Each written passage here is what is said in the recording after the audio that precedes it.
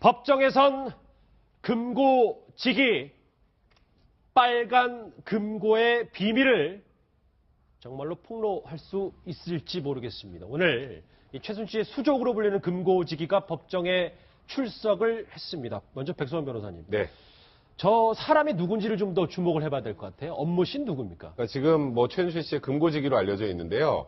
우리가 익히 들어서 알고 있는 테스타로사라는 그 최순실 씨가 운영했던 그 카페가 있잖아요. 예. 그 카페를 운영하는 회사가 존앤룩 CNC라는 곳입니다. 이 존앤룩 CNC라는 곳에 장시호 씨의 추천으로 이 엄 씨가 입사를 했는데, 입사를 하고 나서 이제 최순실 씨의 회계하고 격리를 담당을 했었던 걸로 알려지고 있거든요. 근데 얼마 전에 장시호 씨가 그 빨간 금고의 행방에 관련된 얘기를 한번 한 적이 있었는데, 그 빨간 금고의 행방과 관련해서 유일하게 지금 최순실 주변에서 알만한 인물이다라고 평가를 받고 있는 사람입니다. 예. 또 그와 관련해서 또 장시호 씨가 추천을 해서 한국 동계스포츠 영재센터 있잖아요.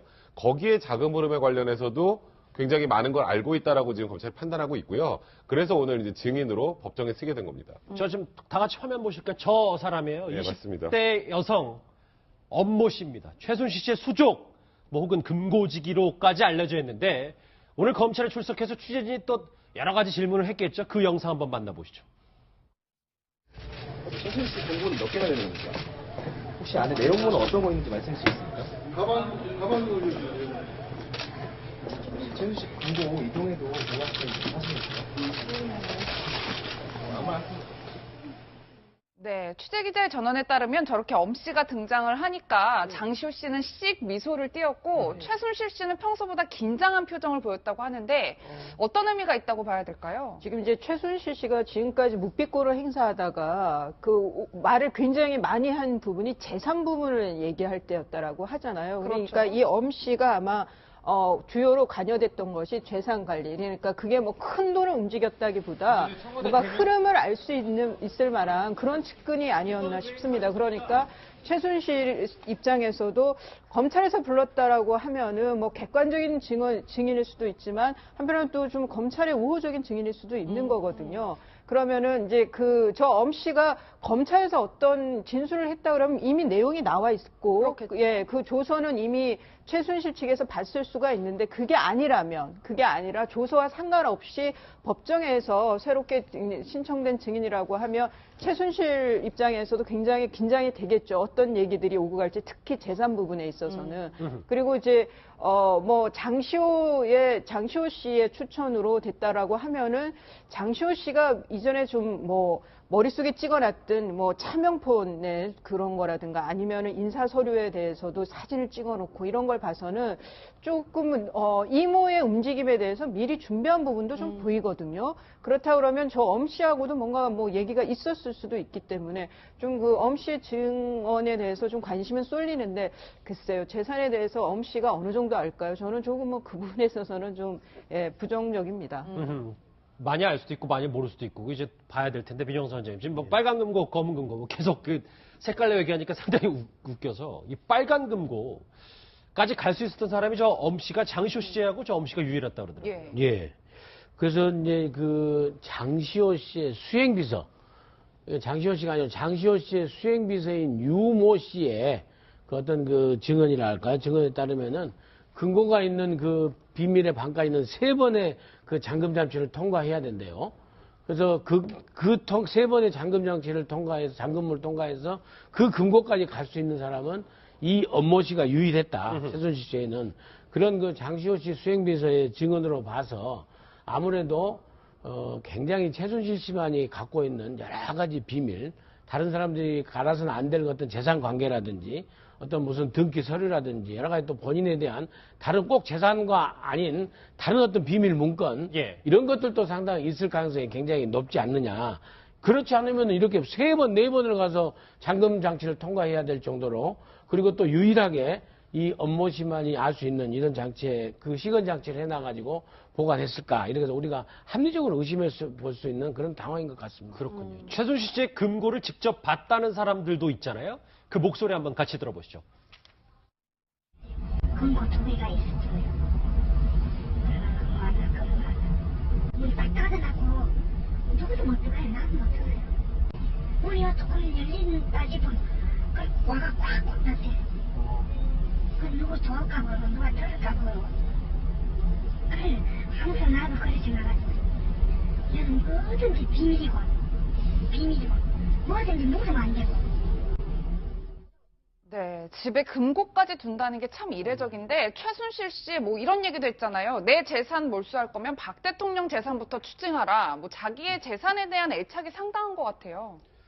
뭐 그런 얘기 외에도 내 재산 어디 숨겨놓은 거 찾으면은 다 국가에서 몰수하라 뭐 그런 얘기까지 뭐 당당하게 할 정도였는데 최순실 씨는 뭐 검찰 특검이나 검찰 조사에서도 다른 사안에 대해서는 거의 자물쇠로 입을 닫았지 않습니까? 그러나 재산 관련 부분에 나오면 적극적으로 해명한 걸로 이렇게 맞아요. 나타나 있단 말이에요. 그만큼 재산에 대한 애착이 강하고 사실 이 국정농단 전체적으로 보면은 무슨 뭐 장관을 임명했다, 뭐 수석이라든가 어디 대사를 임명한 데 관여했다. 그런 내용들, 국정농단의 대부분의 내용들이 재산과 말하자면 최순실 씨의 비즈니스와 관련된 내용들이에요. 그만큼 최순실 씨는 이 돈에 집착이 강했고 국정농단도 그 돈을 벌기 말하자면은 국가 예산이든 어떤 미르 K 스포츠 재단 같은 재단을 만들든 또 무슨 영재센터를 만들든 그것을 다 돈과 연계시켜서 그 돈을 빼가기 위한 그런 하나의 수단으로 활용했다. 그런 점으로 본다면은 지금 금고도 2개나 되고 사실은 또 하나 더 블루K 그 사무실에도 또 금고가 하나 있었는데 그것도 사라졌다 했거든요. 예. 그러니까 금고가 3개나 되고 또 은행에 가면은 지난번에 10월 31일 날 나와가지고 개인 또 그 금고에서 돈을 찾은 것도 있지 않습니까? 그러니까 이 금고는 뭐 몇 개 더 가지고 있었는데 어쨌든 최순실 씨는 이 금고에 대한 접근권을 거의 뭐 장시호 씨하고 지금 알려지기는 방금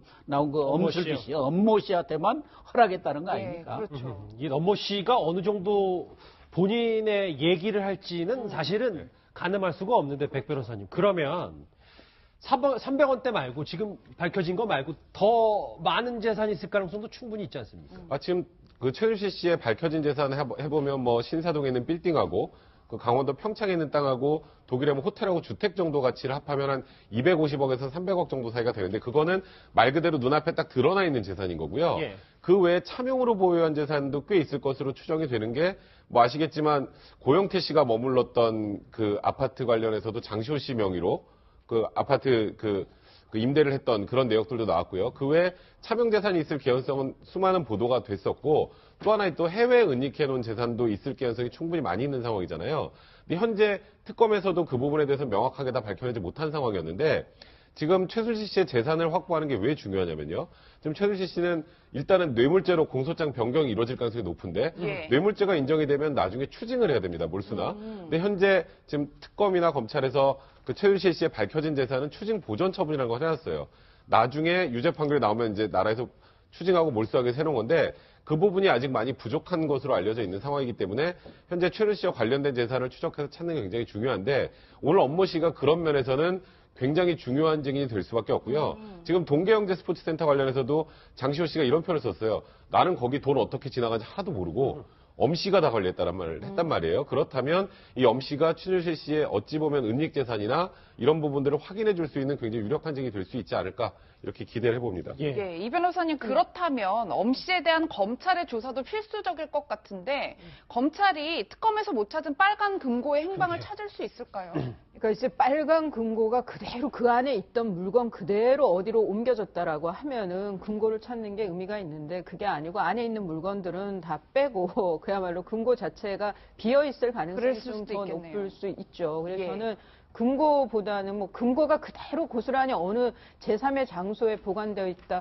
그거보다는 뭔가 금고는 다 폐기하고 그 안에 있던 물건은 정말 믿을 만한 어느 측근이 최순실의 측근이 보관하고 있지 않을까. 그래서 그 운전기사 겸 했던 그런 비서 얘기도 나오고 했는데 좀 더 지켜봐야 될 것 같습니다. 그 부분은. 예, 엄 씨가 금고에 접근이 가능했다고 하니까 그 안에 뭐가 들어있는지도 알 수 있지 않을까요? 뭐 뒤져봤을 수도 있고 아닐 수도 있고 이게 그러니까 누구를 수행하고 누구를 보좌하는 위치에 있다는 게 좀 성격이 좀 오지랖이 넓다고 그래야 되나? 아니면 이게 호기심이 많아서 다 뒤져보기도 하지만 아닌 사람들도 있거든. 그거는 유형에 따라서 다른 것 같아요. 예. 최순실 씨의 이 금고에 대해서 본인은 이제 재산 관리를 엄청나게 철저했기 때문에 그걸 지켜봤던 최순실 씨의 재산 관리 증언들을 한번 들어보시죠. 3일날 이사 가고 4일날 아침에 금고가 나갔다. 금고가 2개 나갔다니까. 맨날 분쇄기로 한 자루씩 나갔으니까. 그 화장실가 있었잖아, 거기. 그 사람이 얼마나 나가고 파스리 기계가 이제 큰 거 있어요. 항상 뭐든지 자기가 안방에서 가 나오는 거다. 다 썰어버리는 게 있어. 한숨만 되면 이를 안에 큰 봉지 띄어놔면 내가 그거 한 번씩 떼야 될 것 같아 싶어. 그리고 누구도 못 보게 다 거다 썰어버리죠. 저 이사할 때만큼은 뭐 이사할 때만이라도 금고는 절대 이삿짐 센터 직원한테 안 맡겼다는 최순실 씨인데. 그렇죠. 돈도 돈이지만 아니 근데 이제 이런 뭐 금고직이나 오늘 엄모 씨 출석도 상당히 의미가 있지만 또 하나 의미 있는 얘기를 조카 장시호 씨가 얘기를 했어요. 이제 오늘 장시호 씨인지 딱 바로 못 알아보시겠죠. 왜냐하면 오늘 그 특유의 검은 뿔테 안경을 쓰지 않고 저렇게 뭐 콘택트 렌즈를 꼈는지는 뭐 알 수 없습니다만 장시호 씨가 안경을 쓰지 않은 채 오늘 그 공판에 참석을 했어요. 그리고 저 장시호 씨가 오늘 또 어떤 얘기를 했냐면 같이 화면 보시겠습니다. 이런 얘기를 했습니다. 이제 이모가 청와대에서 오는 각종 서류를 검토하느라고 밤을 새울 때가 많은데 링거를 맞으면서까지 꼼꼼히 검토했다 뭐 이런 얘기를 했어요. 근데 설마 저 정도까지 뭐 했으면 뭐 대통령보다 더 열심히 국정을 챙긴 그런 모습 아니겠습니까? 예. 근데 이제 아마 몸이 불편해서 링거를 맞고 그런 상황이었는데 이제 그 꼭 이권을 챙겨야 될 그 시점이 다가와서 몸이 안 좋을 때 이제 그 아마 서류 검토를 한 그런 장면을 보고 마치 이제 1년 365일 최순실 씨가 국정을 갖다가 계속 챙기느라고 링거까지 맞으면서 국정을 챙긴 것처럼 이런 뉘앙스로 지금 얘기가 전달해지는데요. 어찌됐건 간에 최순실 씨가 청와대에서 너무나 많은 그 서류를, 기밀 서류라든지 그 어떤 국정에 관한 서류를 정호성 씨를 통해서 뭐 누구를 하여튼 통해서 이렇게 받아가지고 그걸 쭉 검토했다는 것은 또다시 한번 이렇게 그 극명하게 그것이 그 증명되는 이런 그 증언이 아닌가 이렇게 생각이 됩니다. 그래서 최순실 씨가 자기 재산을 챙길 적에는 아까 뭐 엄모 씨 또 장시호 씨 또 그 귀국해가지고 10억을 갖다가 찾았던 그 뭐 집사 변호사라는 분 계시지 않습니까? 예. 이렇게 하면서 재산도 이렇게 사람들 나눠서 관리하고 그렇지만 국정에 관한 이 부분만큼 이권에 관한 부분만큼은 본인이 링거를 맞으면서까지 직접 챙겼다. 밤새워서 챙겼다. 그래서 최순실 씨의 어떤 그 욕심스러운 모습을 다시 볼 수 있을 것 같습니다. 예, 그런데 그 전해진 양도 엄청났다고 하는데 최순실 씨가 국정에 개입한 수치가 한 1% 미만이다. 이런 말이랑은 좀 안 맞는 것 같아요. 전혀 안 맞는 얘기고요.